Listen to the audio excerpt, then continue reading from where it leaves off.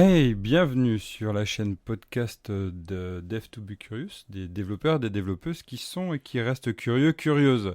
Ça faisait un petit moment que j'avais pas pu faire de podcast et j'en suis ravi de pouvoir revenir. En fait, l'activité a été étonnamment d'ailleurs pour moi très très intense ces derniers temps, avec beaucoup de formations en téléprésentiel autour de Angular d'ailleurs et autour de .NET. Donc c'est cool, mes deux grandes passions, c'est un régal. Et puis, on a aussi pu activer et accélérer le développement de notre jeu vidéo. Et on est passé en fait d'un développement Phaser, on a complètement abandonné Phaser à Godot avec C Sharp et en mono. Et c'est que du régal. Alors si vous voulez, on pourra en reparler avec plaisir. Et sinon, allez voir la Diagonale du Poulpe, hein, c'est le projet qu'on est en train de développer. Bref, revenons un peu sur notre sujet qui nous intéresse. Et aujourd'hui, je souhaiterais vous parler en fait d'un point qu'on a occulté en fait dans Angular, en tout cas qui est assez occulté. Alors ce point il vient de la programmation surtout React, comme quoi React donne des idées à Angular et vice versa, et beaucoup de personnes critiquent Angular comme beaucoup de personnes critiquent React. Pour moi, chacun a ses idées, chacun a ses buts, ce ne sont que des outils, même si j'ai ma petite préférence pour Angular sur certaines parties et mon autre préférence pour React pour d'autres. Alors pareil, vous pouvez discuter avec moi sur quels sont les points bien dans l'un et l'autre. Mais en tout cas, tout ce qui est autour de la pérennisation d'un dev IT, d'un dev développement informatique, c'est clair et net. Angular, pour moi, a beaucoup plus de facilité là-dessus. Mais on pourra en reparler. Là, je souhaite vous parler en fait donc quelque chose qui vient de React. C'est, vous connaissez peut-être Redux, avec sa capacité en fait à gérer un état, on va dire, de manière uniforme. Plutôt que d'utiliser le set state par exemple, eh bien là, dans Angular, c'est un peu la même idée. Comment réussir à partager des informations entre composants? C'est la question qu'on va se poser. Comment réussir à les partager de manière fiable et surtout de manière homogène? Eh bien, la première piste, c'est d'éviter de faire des input-output à tout va, parce que sinon, quand on a une hiérarchie de multi-composants, ça devient vite chiant en fait, et lourd à maintenir, et puis on ne sait plus où on en est. C'est un peu comme la même question qu'on peut se poser du côté React avec les props, en fait. C'est vraiment la même partie, même si les props sont beaucoup plus agréables, je trouve, à utiliser. Pas besoin de déclarer des arrobas output ou des arrobas input. Mais bon, un petit point que je trouve qui pourrait s'améliorer comme dans Angular. Bref. Eh bien, on va utiliser un principe d'état, en fait, de gestion d'état dynamique, d'état réactif. Et en React, on a la possibilité, par exemple, de Mobix ou de Redux. En Angular, on en a plein de possibilités, et une en tout cas celle que je veux vous parler aujourd'hui, c'est celle que j'ai parlé sur le blog de Dev2Be Curious, qui est NGRX. Alors, NGRX, c'est exactement ce principe-là d'avoir une librairie par état. Et en fait, l'idée, c'est de pouvoir avoir tout un système où on a un store qui centralise l'ensemble des états à mettre à jour. Et ça peut être un état de type je me connecte, donc l'utilisateur qui se connecte, avec en plus qui se connecte, il doit aussi être mis à jour sur son profil. Ça peut être aussi un état de j'ai ma liste par exemple des wookies, et puis je veux ajouter un wookie, et puis j'ai envie de le mettre à jour. Et donc, comment je récupère ma liste? Vu qu'on est en SPA, je vais la récupérer depuis mon HTTP client, évidemment, et depuis ma Web API. Et donc, comment je mets à jour tout ça? Alors, je trouve l'architecture, même si elle paraît extrêmement bien pensée, et elle l'est, hein, franchement, c'est du tonnerre comment ça a été pensé, je la trouve très lourde, en fait, à mettre en place, et c'est mon premier retour que je dirais. C'est-à-dire que pour une gestion d'état, je trouve qu'il y a beaucoup de choses à faire, il y a énormément, et c'est assez lourd. Donc clairement, direct, la conclusion qu'on peut dire sur des petits projets, à abandonner l'idée, hein. Clairement, c'est qu'on va avoir des centaines de composants avec plusieurs règles fonctionnelles et différents grands domaines fonctionnels, un peu comme dans les principes DDD. Là, il va y avoir un intérêt. Sinon, laissez tomber, hein, c'est trop lourd pour si peu de choses. On y passe beaucoup de temps, surtout dans la courbe d'apprentissage. Déjà que la courbe d'apprentissage Angular, elle est costaud quand on débute, celle-là aussi. Vous connaissez peut-être les différents composants qui sont, pardon, composants, on va dire acteurs qui sont dans NGRX. Ah, vous savez qu'il y a le composant, bon ça c'est du Angular, vous savez qu'il y a le service, ça c'est du Angular, mais autour on va avoir des selectors, des réduceurs, des actions et des effects. Et c'est là où il y a un intérêt en fait à bien comprendre chaque partie. Et c'est là aussi que je vais en venir avec vous. Le point important c'est les actions et les réduceurs. L'action va permettre de déterminer les actions qu'on peut faire sur le store, sur le réduceur, et le réduceur va en fait envoyer ces informations de mise à jour du store. Le réduceur en fait a vraiment ce but spécifique d'aller mettre à jour le store, et c'est par les actions qu'on va lui indiquer. Donc vous voyez déjà, on a la séparation des couches, donc ça c'est très pratique pour tester tout. Alors mon Dieu, niveau séparation. Et après, quand on veut récupérer des éléments, une fois qu'ils sont mis à jour dans le store, il va falloir les sélectionner grâce au sélecteur. Et ça, si on n'a pas de sélecteur, ça ne fonctionne pas.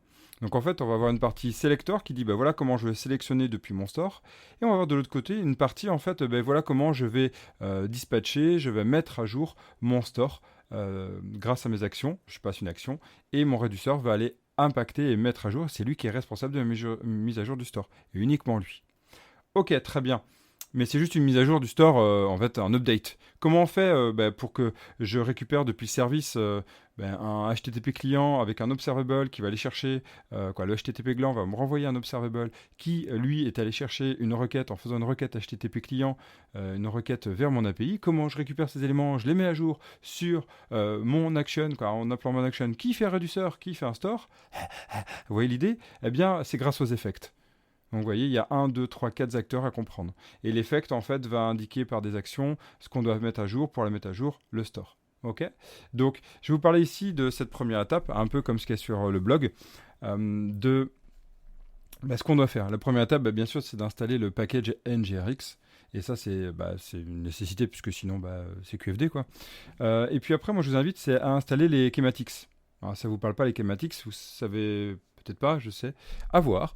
Eh bien, pour éveiller votre curiosité, sachez que dans Angular, comme dans .NET, tout ce qui est CLI, en fait, les CLI, donc en gros les lignes de commande, on va pouvoir améliorer les fonctionnalités et rajouter des fonctionnalités à notre CLI.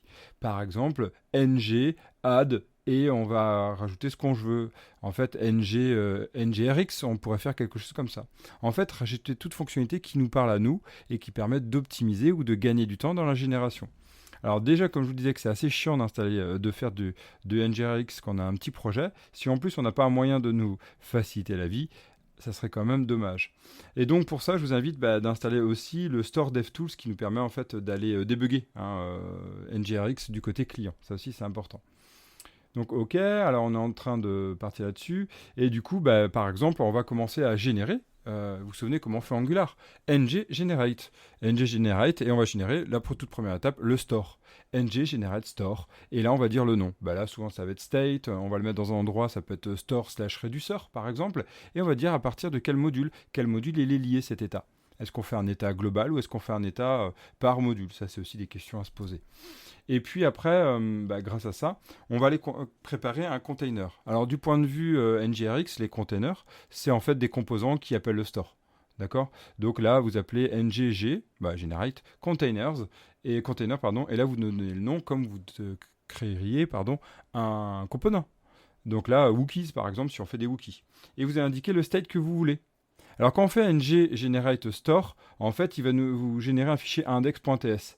Et donc l'état qu'on a créé, le state. Eh bien, c'est ça que vous passez à votre container. Et hop, vous avez composant avec en constructeur une injection de dépendance sur le store du state. C'est comme pas mal ça. Ça se fait bien. Super. Et puis après, on va chercher à voir ce qu'on va faire pour réussir à le récupérer. La prochaine étape après, c'est de créer ce que je vous ai dit, les réduceurs et les actions. Donc là, ng generate réduceur, vous verrez ça sur le blog. Et après, donc, c'est de créer nos actions, ng generate action, et vous allez indiquer où vous allez faire. Eh bien, une action, c'est les actions qu'on veut faire pour une classe donnée. Donc par exemple sur les Wookies, on va pouvoir les ajouter, les modifier, les supprimer, les lister, du CRUD de base et d'autres encore.